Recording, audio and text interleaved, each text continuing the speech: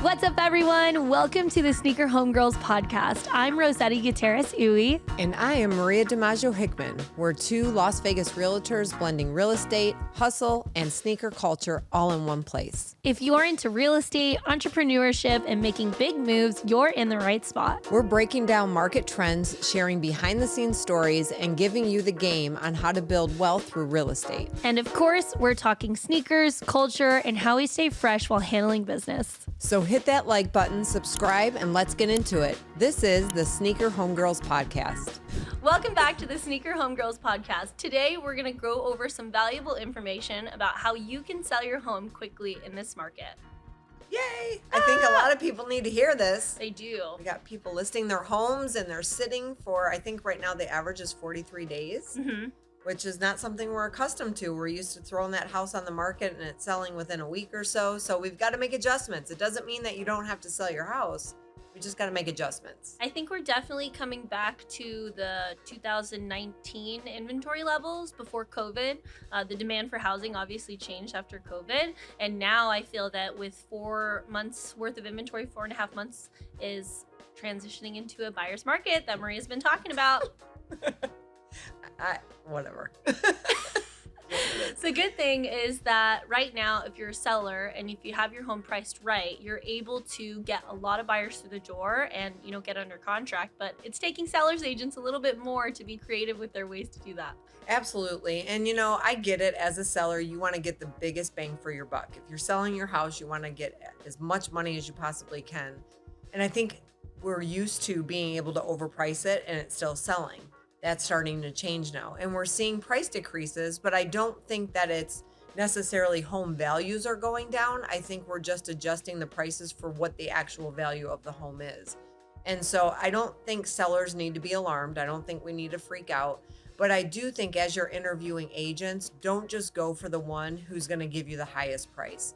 Make them prove to you that this is the right house or the right price for the house and that it's going to sell and it's not going to get stale on the market. Because if your house is on the market for too long, there is a stigma that goes with it.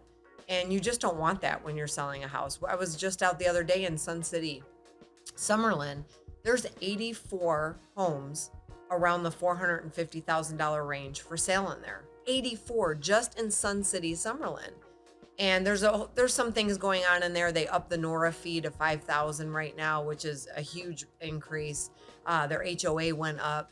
And so there's some issues that are going on in there, but if I'm going to list a house in there, we're going to talk price, we're going to talk incentives, address the NORA fee right off the bat.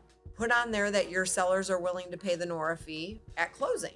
Like, do creative things to get people in the door and just make sure that you're priced right so people don't get discouraged. Yeah, and if you're thinking about selling right now as well, the process is a lot simpler when it comes to doing the paperwork, but the real question is, are you ready to sell? Is your house ready to sell? There's some decluttering that needs to happen. There is some cleaning. Maybe you're going to live there, maybe you're not. And coordinating with showings. Properties that have better access to showings or more flexibility with showings will sell a lot faster. Those are such great points. Like, it's the simplicity, making your house as simple as it is. So even if it's that you get a couple boxes and everything that's on your countertops in your bathroom and your kitchen, you just throw in a box, right, for the showing and then put it back out when the showing's over. But decluttering, like you said, and making sure that it's model ready. Get rid of the personal pictures, the personal touches.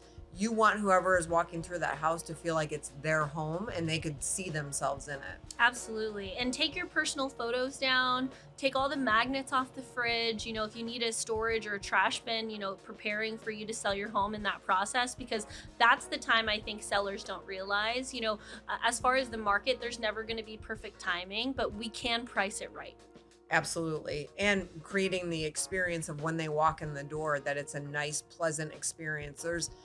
And clean your air filters. Oh my God. Please clean the air filters.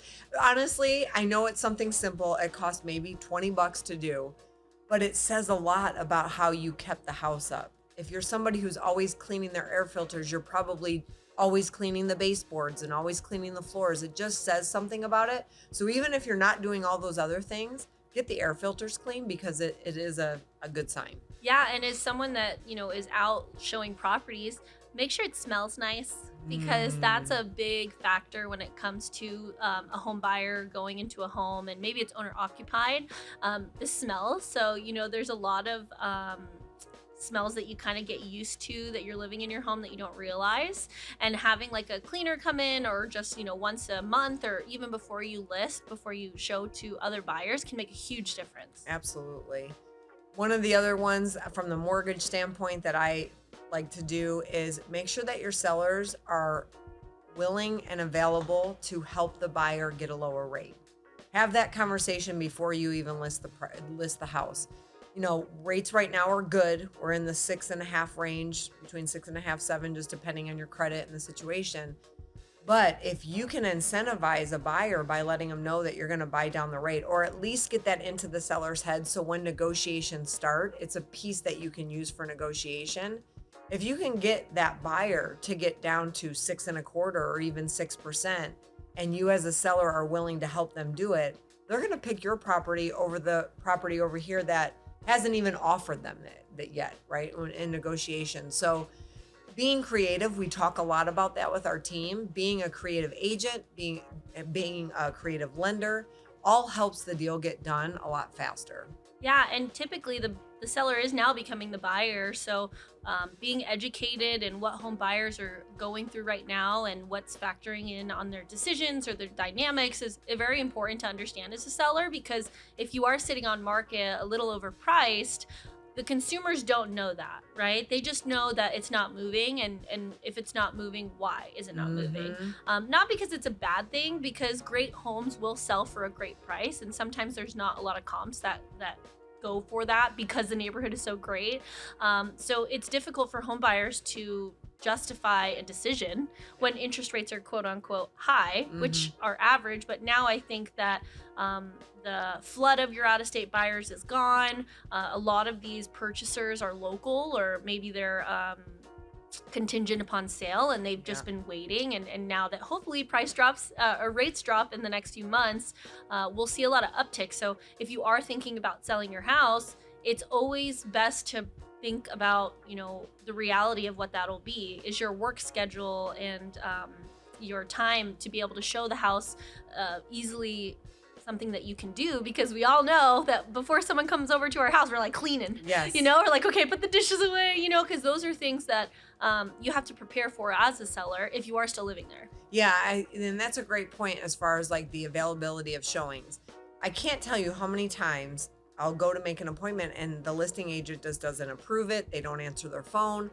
And as I'm planning the day of showing houses, that one just gets taken off the list. Yeah. That's one of the things that if you can be good at responding to showings and being available. And I know it's hard, right? Because people work and they have pets and they don't necessarily want people going through their house when, they have the pets and they're at work. I get it. But figure out a way to make it more accessible. That's going to be a huge factor in getting that house sold faster as well. Absolutely. Because, not all the time do they have somewhere else. They kind of need the funds to be able to sell. Yeah. And understanding that as a buyer as well, of like, usually if it's an appointment only, it's probably a good appointment.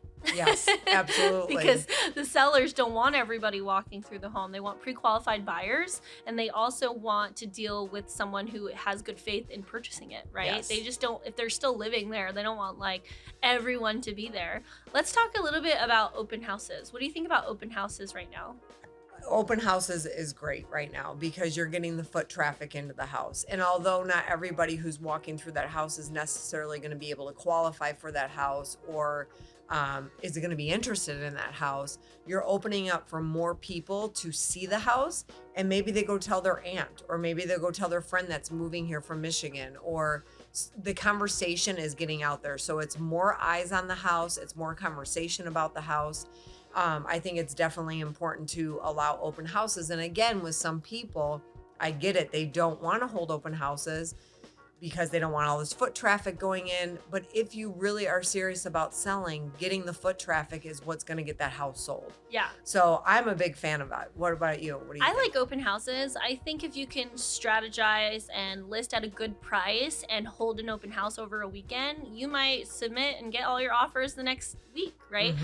So I think it's a great strategy to utilize open houses, and it's a little bit more flexible if you do work during the week, right? Yeah. Like if you don't want to rush home and clean your, kitchen and then have a showing and then wait for in the morning or get it set. It really just depends on your personal preference, Yes. to be honest, and the capacity that you have to accommodate for showings. But ideally for a home seller, just clean, put away, and is good enough. Yeah. And make the beds. Oh my gosh, yes. Yes. And do the dishes. Don't leave them in the sink. Yeah. But I think too, sometimes there's a misconception as to what a clean house is, right? And I know that I've told sellers before, clean up, and then I go back and they're like, look, we did it. And I'm like, okay, that's not quite what I'm talking about. So how is it to approach those sellers? How do you, when it's sensitive, because you don't want to offend people. Yeah. But at the same time, like when we're showing houses, we know the difference of the feel of when we walk through a house that is decluttered and straightened and one that's not. Yeah. So how do you approach that with your sellers? What's a way to do it without hurting their feelings? So I have a pre-listing checklist, and the checklist will go over all the items that are suggested for you to do when preparing to list your home or preparing for photos, really is what that is. And a lot of it is minimal furniture items, no personal items, clear countertops, no soaps on the counter, take your bathroom stuff out. So really thinking of it as a model home, and, figuring out where you put those things in the meantime, because that's really what is, the difficult part is, like, let's say you're living in the home and you're getting ready. I know when I get ready, like stuff all over the countertops, where do I put that? So there's hacks that you can do to make it easier for you. But I always have found it successful to just let them know that this is needing to look as blank as possible. It's going to feel a little dry for you because this is your home. And another thing that I always do when talking to a seller is I no longer call it a home. I call it their property, because it's a lot of emotional dynamics that you don't always know about. So letting a seller know that their property needs to be shown compared to their home being shown kind of shifts their mindset a little bit. Yeah. And each seller has their own way of coping with that. Yeah. But sometimes they're just like, sell it, get rid of it, So really just telling them to clear the countertops, maybe, make sure that you sweep every once in a while and that it smells good. Diffusers are really great too if you want to help with the aroma of the home. And then just making sure you pick up the poop in the backyard if you have a dog. Yeah. Because that's a big thing. No one wants to walk into a house and there's like 50 piles of poop in the backyard. That's gross. It's just not, there's poop companies that can come pick it up if you ain't got time. Like there's a lot of resources that we can utilize to make it easier for you, that it's available, that people don't understand. Like there's a poop person that comes in my neighborhood and picks up all the dog's poop. It's great. Oh, that's fantastic. Not my house. Okay, I not yours. I was gonna say, are you bougie like that? You're not picking up poop? No, I should. I know I should use it too. So I think the most important thing is if you are getting ready to sell your home, number one, get pre-approved if you're buying somewhere else. Yes. Now that sounds kind of silly, but it's the truth, because you need to get pre-approved to know if you can actually move in somewhere else. You don't want to have your house under contract and then be like, oh my gosh, we can't buy anywhere else. So get pre-approved, kind of have an idea of where you're going to be moving, how much you're going to be spending, all that. Number two, you need to hire an agent, but you should interview and ask a lot of questions and make sure that agent knows how to get your house sold and sold fast for you and efficiently. Anything else other than those two things as the first two steps that you would add in? I think when you're preparing to sell your home, a lender, like so many horror stories I've heard from people that do go under contract and they don't have anything back up. That gives me anxiety. I can't do that. Can you imagine? But I also think we always provide all the options for like, which one do you want? Right. Because that can be really challenging. But I think it's just the availability people don't realize.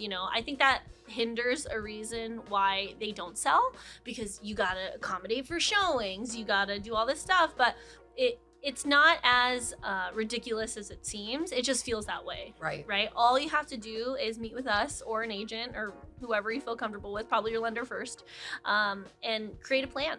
Yes. And I think that helps alleviate so much stress for home sellers right now, and really being educated in your own way when it comes to listing your home for sale. Everybody wants to sell their home a little bit more than what it's worth.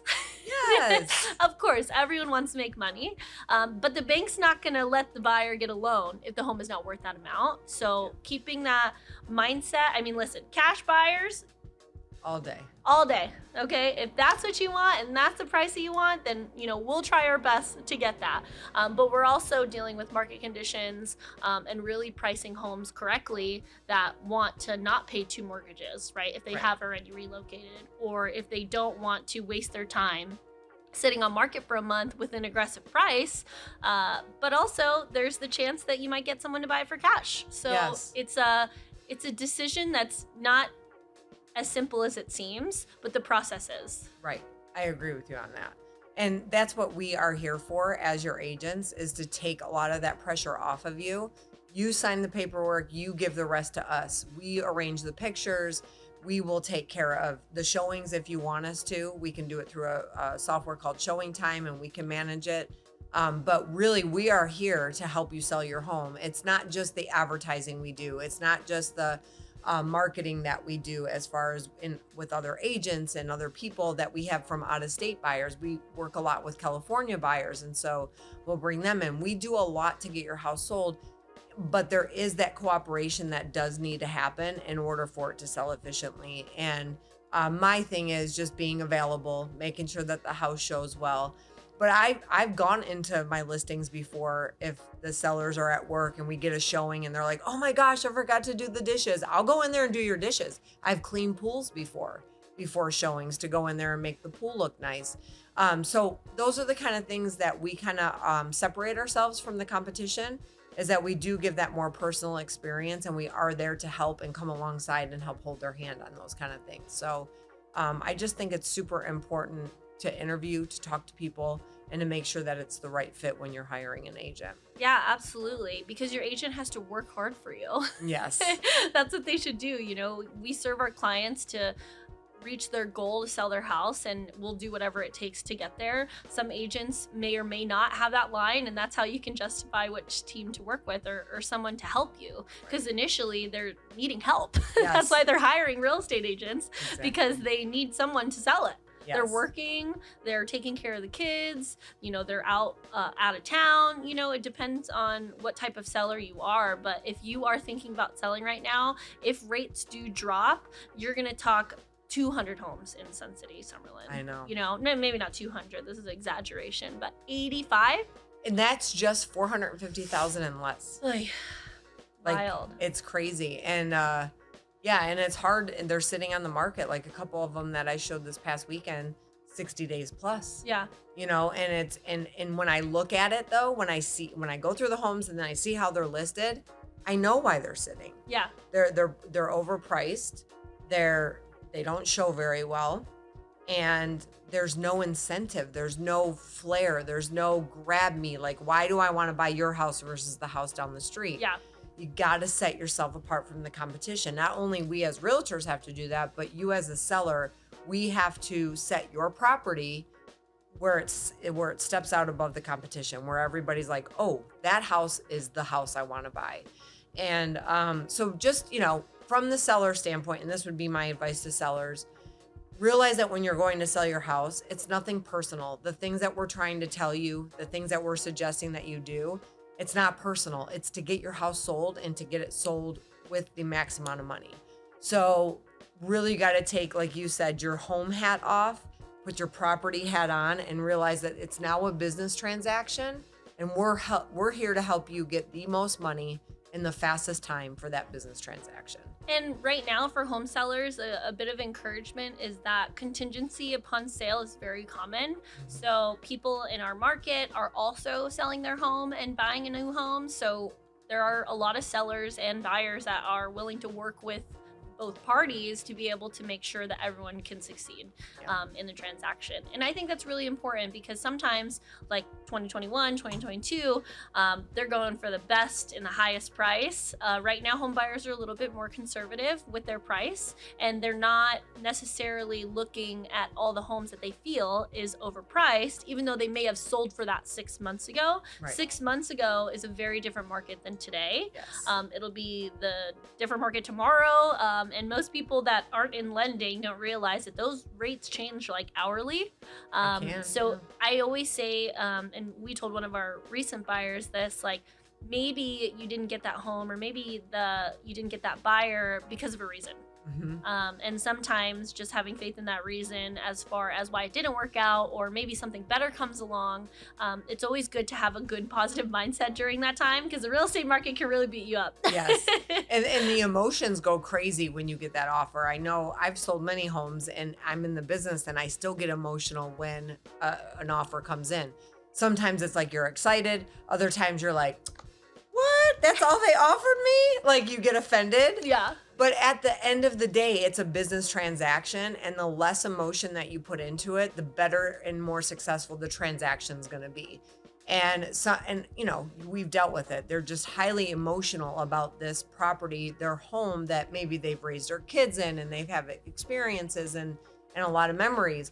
But we're here to keep it a business transaction. We're here to keep the emotions low and the business logic high. And let's just negotiate. Yeah, their first offer may have offended you, but who cares? As long as at the end of the day, we get to where everybody is happy, that's what we're concerned about. Yeah. So just kind of have the emotional bandwidth go down a little bit and the business sense go up a little bit. Yeah, and real estate investors have to be really tight with their numbers. You know, when a market shift happens and maybe a comp that did sell 6 months ago when they bought it, and now, you know, the price is just not moving, and, you know, you're getting showings and you're not getting appointment or offers.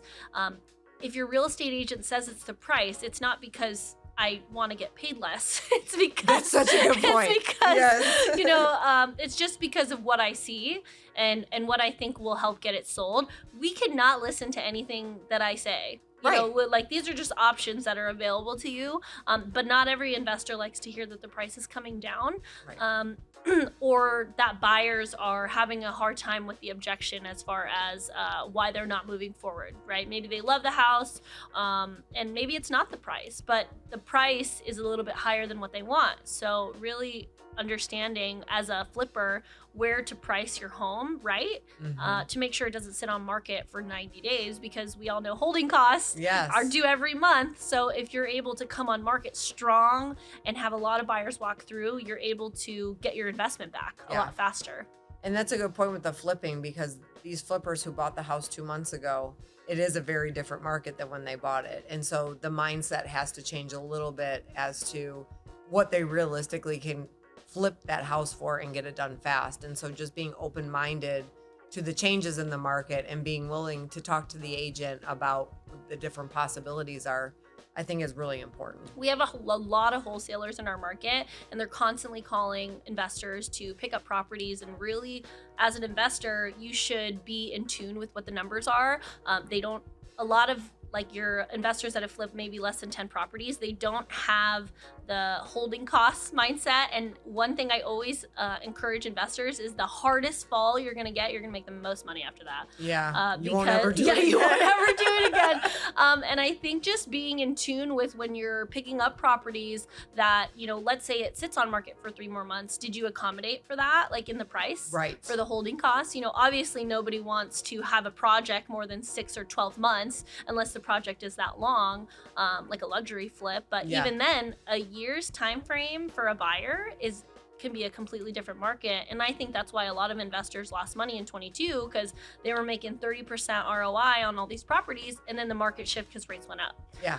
And now they're stuck with these holding costs. They're forced to rent them out. They can't have, you know, the property isn't even ready to make it livable. And there's a lot of other factors that just feel like they're coming down all at once. So my investors that are out there that are either preparing for a home to sell or they're waiting to pick up more properties, it's kind of like not predicting the future, but at worst case scenario, your numbers should match if the market shifts. Yes. Right? Because it allows you to have a little less stress A because little bit. you budgeted for that. Because sometimes, as all investors, everyone buys a good and a bad deal, Yes. and you learn something from that deal. But sometimes what I'm advising is that, the loss is better than a longer loss.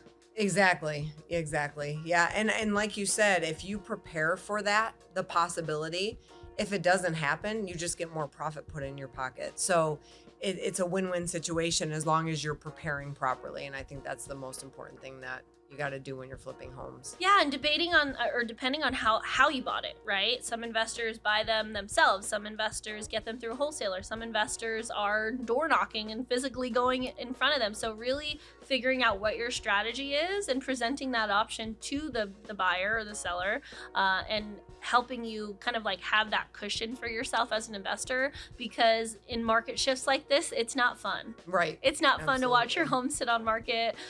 It's not great to know all your money is held up in this home and no one's putting an offer. And it's not always going to be price.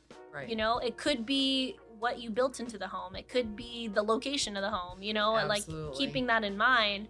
But I'll tell you, if the home is priced right in a good location, it's fully renovated, and you're willing to help the buyer with closing costs, it'll sell fast. I agree. I mean, we could sit here like literally all day and talk about this. I think the whole thing is that if you are a first-time seller, if you're a multiple-time seller or an investor, reach out to us and let's just chat about what the options are, because there are a ton of options. It's still a good time to sell. It's a great time to buy. We're in a really fun market, and Las Vegas is very different than any other market out there.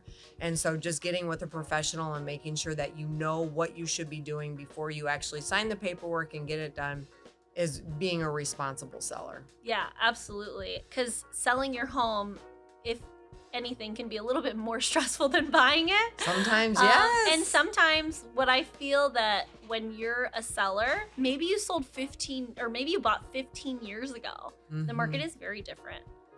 And the buyers are very different. They Yeah. want a lot more because they need a lot more. Yeah. Homes are not getting sold for 300,000 that are 5,000 square feet. Gone are the good old days. So Ugh. it's a little bit different in Yeah. our market today. Money is different in our market, and Vegas is booming. So a lot of money and investors are coming from out of town. And unfortunately, when rates are low, investors come out here too. Yeah, absolutely.